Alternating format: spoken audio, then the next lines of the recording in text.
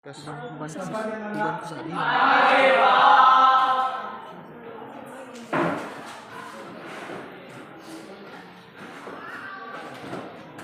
Gimana kabar kalian? Sehat, kuat, luar biasa. Bagus. Kalau anak-anak kami sehat dan semangat, kita akan lebih semangat ke depannya untuk melaksanakan proses belajar mengajar.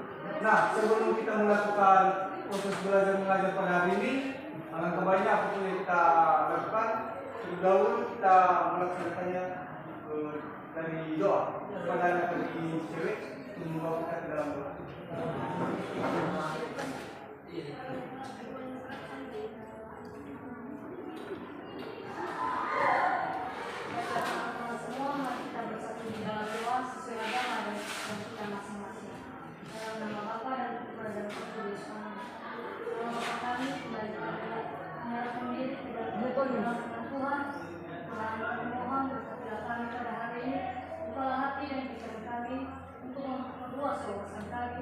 Apapun yang diberikan dapat diburu supaya kami bisa mengerti dan bisa berjalan. Tuhan berkatilah mahasiswa kami, berilah mereka kekuatan supaya mereka bisa mendidik kami dengan baik. Demikianlah perbuatan kami, jika kami puji tinggal saja masa amin. Dalam nama Bapa dan Putra dan Roh Kudus. Baik, terima kasih buat anak kami.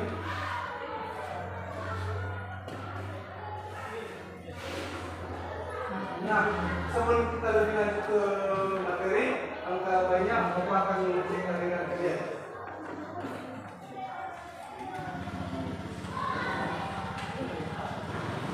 Dengarkan namanya ya. Ya Pak. Agatha Siska Lase, Amati Rizky Lase, Anggai Lase, Adrianus Salawak, Cendi Pranus Lase, Hadir Pak. Dimas Sis Lase, Devan Rahmat Gula, Hadir Pak. Decentri Lase, Darman Setiaulu, Hadir Pak. Absen Ibu.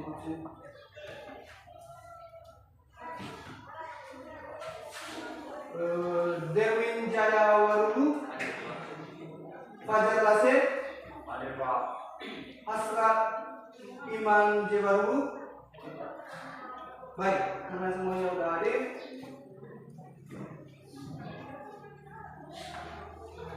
nah sebelum kita lebih lanjut untuk materi kita, Bapak akan menampilkan sebuah video untuk memicu atau memotivasi anak-anak kami untuk lebih semangat nantinya untuk belajar. Nah baik, tolong diperhatikan video ini dan anak-anak kami untuk menyimak video ini. Ini adalah kata-kata motivasi untuk belajar, untuk lebih semangat lagi dalam proses belajar mengajar.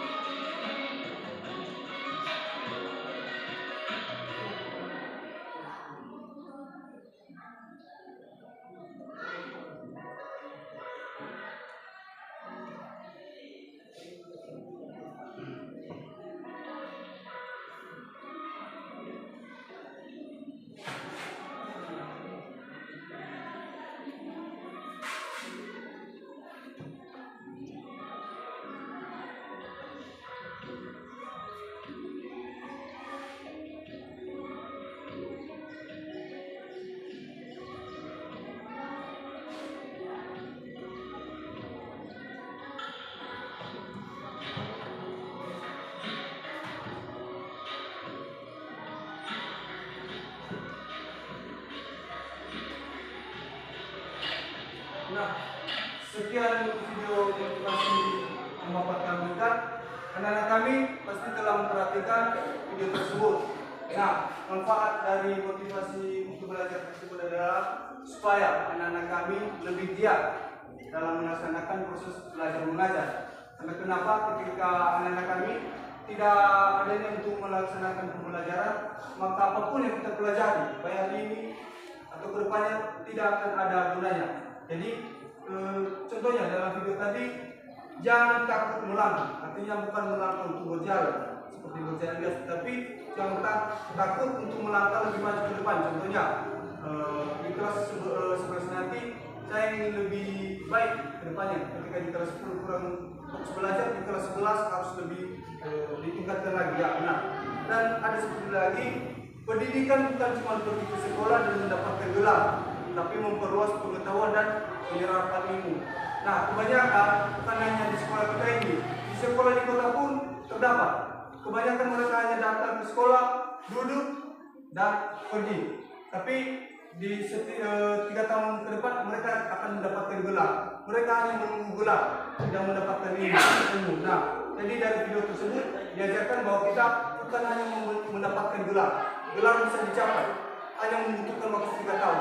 Tetapi ilmu ketika kita tidak mengasahnya dari sekarang, maka kapan lagi kita akan mendapatkan ilmu? Jadi buat anak-anak kami tetap semangat untuk belajar karena proses tidak pernah mengkhianati hasil. Dan begitulah video motivasi dari Bapak. Dan sepertinya saya melihat anak-anak kami ini lagi kurang fokus atau gimana ya, mungkin menghayati dari video tersebut. Maka untuk itu meminggu kefokusan anak-anak kami, kita melakukan speaking. Gimana? Setuju? Setuju. Ya, Bapak ajak anak-anak kami di rumah. Nah, speaking yang Bapak berikan pada kali ini sangat mudah, tapi melakukannya harus fokus ya. Oke, pertama dulu ketika Bapak bilang malam, tepuh sekali, pagi 3 kali, siang 2 kali. Kita coba ya, pagi masih ada yang salah. Jadi seperti itu contohnya. Sore sekali, pagi 3 kali, siang 2 kali. Ketika anak-anak kami ada yang salah, kita akan melakukan 2-3 kali. Dan kalau sudah benar semua, kita akan lanjut ya. Oke, fokus ya. Kalau ada yang lebih fokus nanti, Bapak akan ada nilai plus. Oke? Nah, coba ya. Siang, pagi, siang. Masih ada yang salah. Sekali lagi ya. Sore, salah. Fokus ya. Pagi, sore, siang. Baik, udah fokus anak kami. Terima kasih.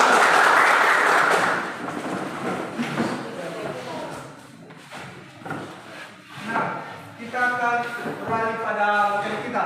Udah fokus kan? Ya, Bapak.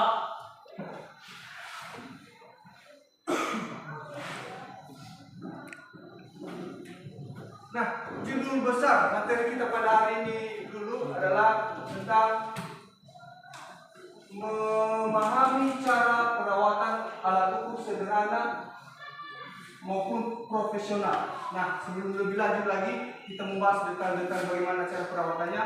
Bapak akan menjelaskan saja capaian, tujuan, dan indikator pada materi tersebut.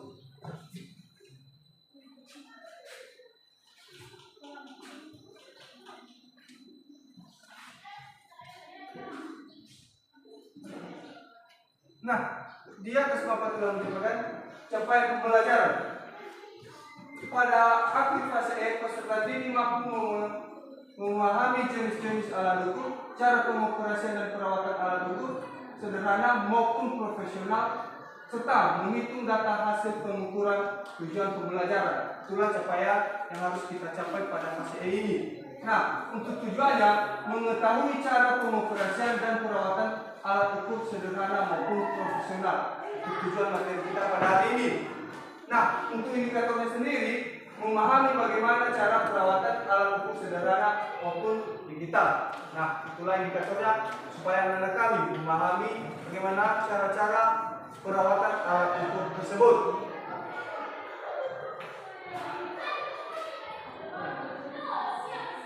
Nah, sesuai yang Bapak sampaikan sebelum kita tadi bahwa cara perawatan alat ukur sederhana maupun profesional.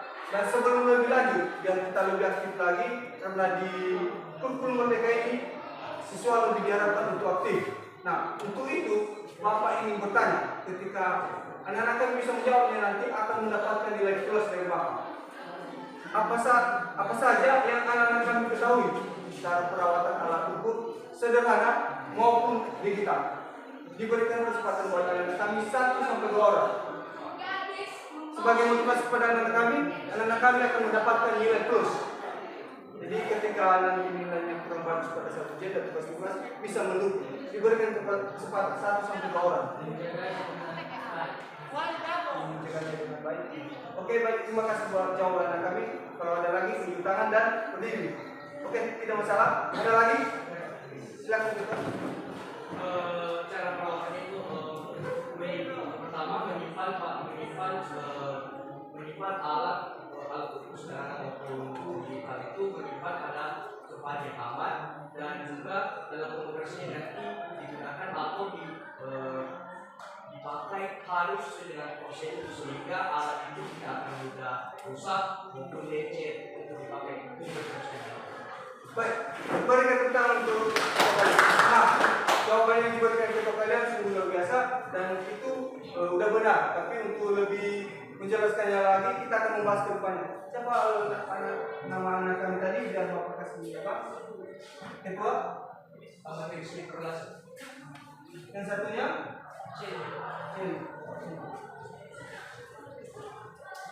Nah, untuk anak-anak kami ke depannya akan ada pertanyaan lagi dan diharapkan kepada anak-anak kami untuk lebih aktif supaya mendapatkan poin-poin ke depannya. Nah,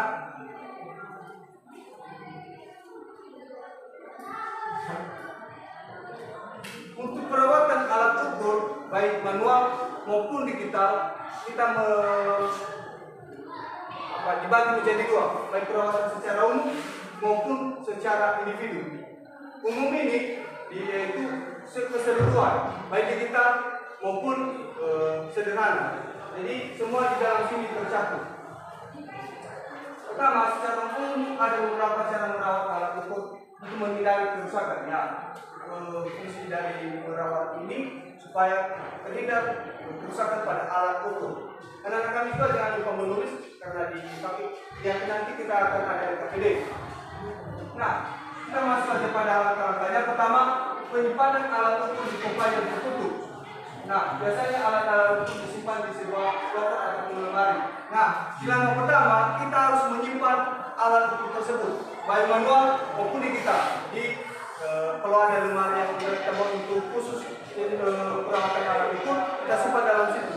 Dan lebih bagusnya lagi kan pada saat kita membeli alat ukur tersebut ada box. Nah, setelah kita pakai kita kasih dalam itu baru kita simpan supaya tidak terkena debu dari tempat tersebut.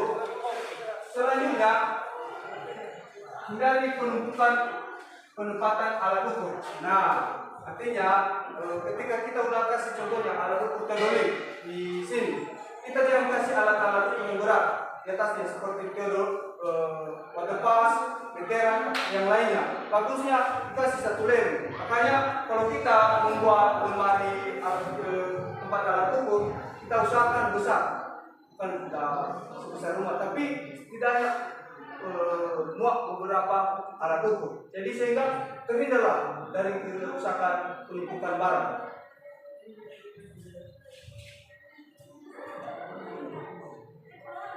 Ya, ketiga, gunakan cover yang ada. Selalu gunakan sarung ataupun kotak yang tersedia. Nah, seperti yang Bapak bilang pertama tadi, kita menggunakan cover, ya, kotak yang tadi, supaya terhindar dari bentrokan dari barang satu ke barang yang lainnya. Bisa dipahami? Seterusnya, pemakaian yang sesuai target. Nah, ini alat, alat ukur sederhana bisa kita gunakan beberapa kali, tetapi digital ada batasnya.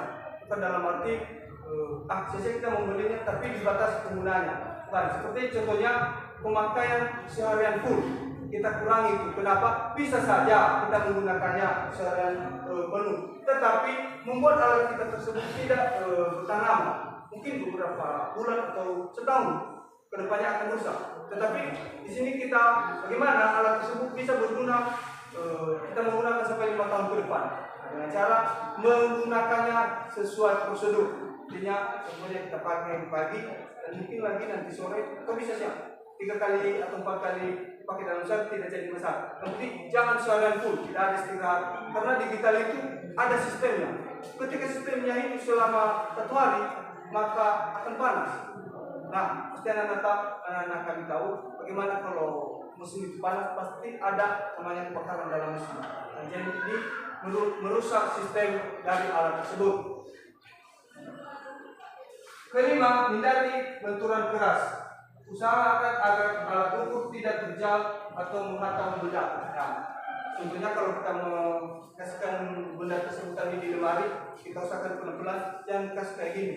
Isiannya, pasti akan bentrok atau membuat alat kita sempat rusak, ataupun meletakkannya tidak hati-hati, jadi tidak sempat masuk di lemari, sudah jatuh. Nah, kita usahakan semaksimal mungkin untuk menghindarinya.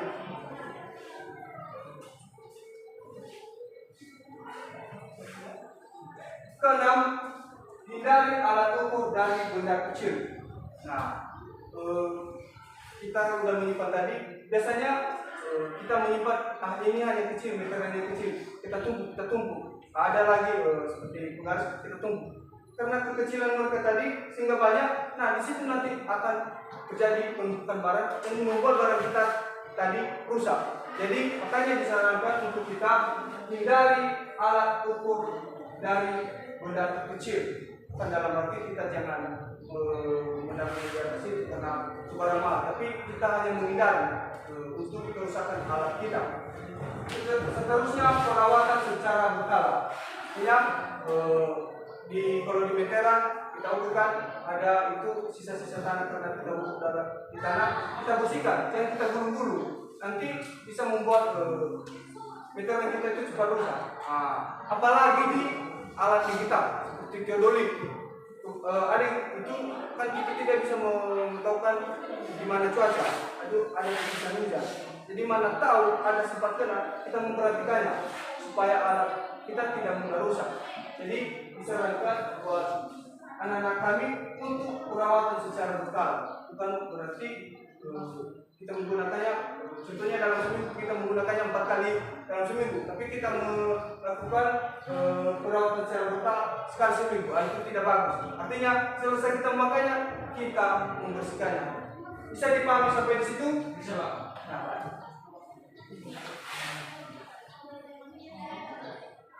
Nah, kita masuk pada setelah selesai dari perawatan secara umum, adapun perawatan secara individu. Nah, individu ini terkhusus ya. Pertama dulu ada alat teodolit. Pada saat digunakan, jadi pada alat teodolit ini karena digital ada beberapa tahap. Pertama, pada saat kita menggunakannya, silakan periksa dengan seksama sebelum digunakan. Artinya kita memeriksa apakah alat kita tidak ada kerusakan sehingga kita tidak ada kendala dalam melakukannya. Kedua, saat digunakan terlindungi dari terik matahari. Nah, kita usahakan pada saat kita menggunakan alat ukur teodolit ini, kita cari bendungan yang tidak ada sinar matahari. Kalau bisa kita menggunakan payung untuk menghindari kerusakan baik dari sinar matahari terlebih-lebih dari air. Ketiga, tidak boleh terkena hujan. Jelas itu yang Bapak bilang tadi, tidak boleh kena air. Keempat, jangan kasar-kasar saat menggunakannya. Jadi jangan asal-asal menggunakan, kita geser-geser atau kita pencet-pencet pada saat menggunakannya. Kita santai saja, jangan terlalu verbal. Kata apanya berbar. Jadi kita pelan-pelan saja. Keenam, dalam kondisi pengaman yang keras, alat itu disertakan dalam paket setiap kali dipindahkan. Jadi kalau kita memindahkan barang tersebut, kita harus hati-hati, jangan asal memindahkan. Seperti yang Bapak jelaskan pada perawatan umum tadi. Nah, di alat teodolit ini bukan hanya pada saat digunakan, pada saat selesai digunakan. Perawatannya adalah perawatannya berikut. Pertama, bersihkan alat dengan kain lembut. Nah, kan di alat terlulip itu ada lensa untuk menentukan jarak yang akan kita patok.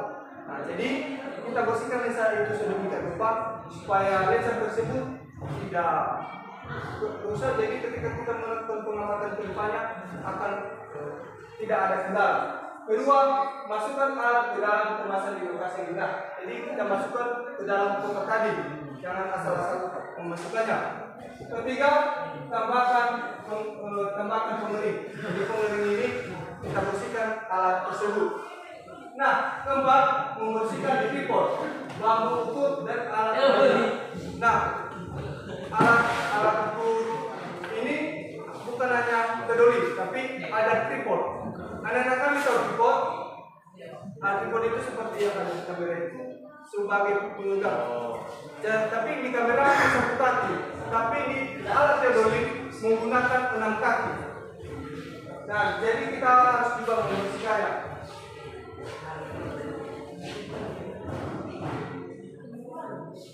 Nah, kedua, water pass.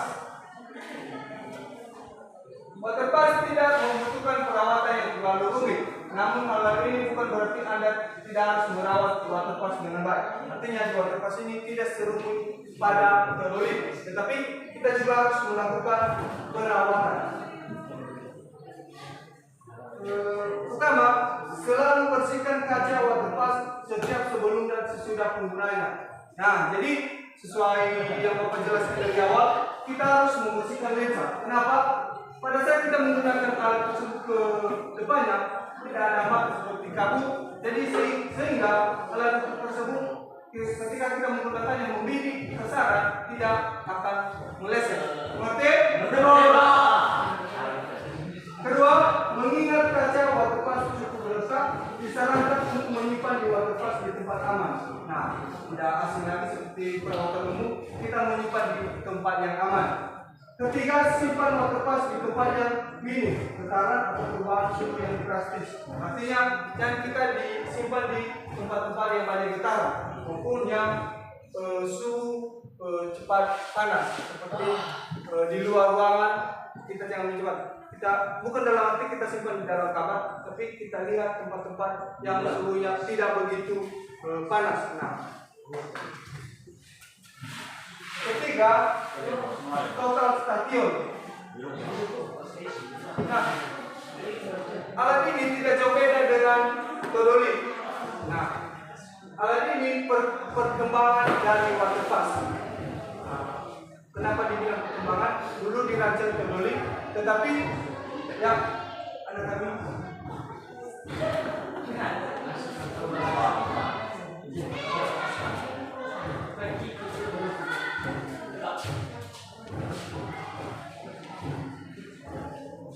Oke, nah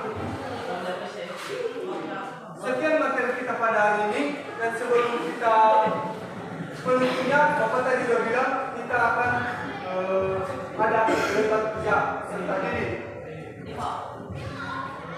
Nah, sebelum Bapak membagikan lembar kerja serta diri, Bapak akan menjelaskan langkah-langkah yang anak-anak kami cukup mengamati dan mengerjakannya di lembar kerja yang sudah Bapak buat. Jadi tidak begitu mudah, dan nanti akan dipresentasikan ke depan satu kelompok dan kelompok lainnya. Nah, Bapak akan membagi kelompok yang 3 kelompok saja. Kita percepat ke kelompok 12 kan?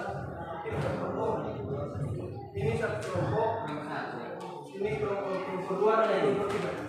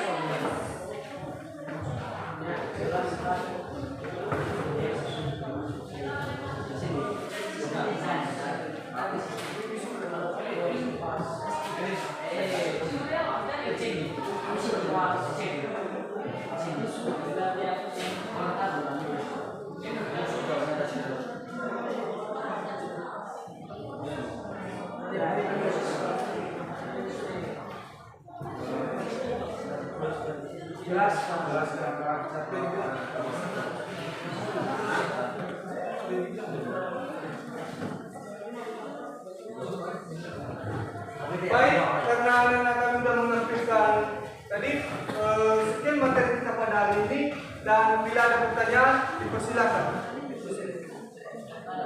Permisi mana kelompok misi Tidak ada, kenapa itu tidak ada? Motivasi dari Bapak tetaplah fokus belajar karena proses tidak pernah mengkhianati hasil. Dan untuk materi kita ke depan adalah untuk memahami data pengukuran. Jadi anak-anak kami mencari materi-materi untuk kedepannya, minggu depan kita lebih semangat untuk belajar. Setuju?